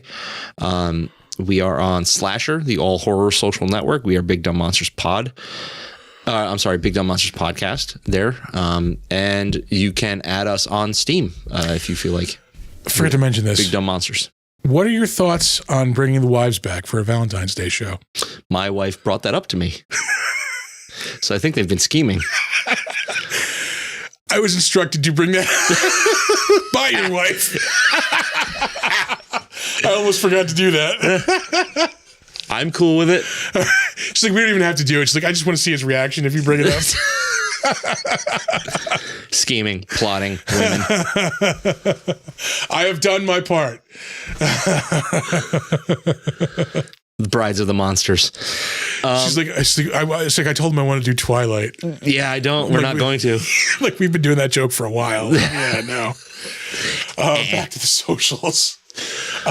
You can find us on Instagram and Threads at big_dumb_monsters. We will get this Instagram live thing figured out. We are also on YouTube at Big Dumb Monsters. Stop by the channel there. Subscribe if you're not subscribed already. Leave a few likes, maybe some comments. It's all free, folks. Go for it. On Twitch, also stop by, subscribe. I don't know if you can like stuff there, but if you can, do it. We are at Big Dumb Monsters on Twitch. You should check out our merch store at TeePublic. Yeah. Look for the Big Dumb Monster store. And those are our plugs. That's it. That is it. That is it. That is the end of the show. Communication over. Do not let ghoulies eat your ass. Never sleep in a deathbed. Bye-bye.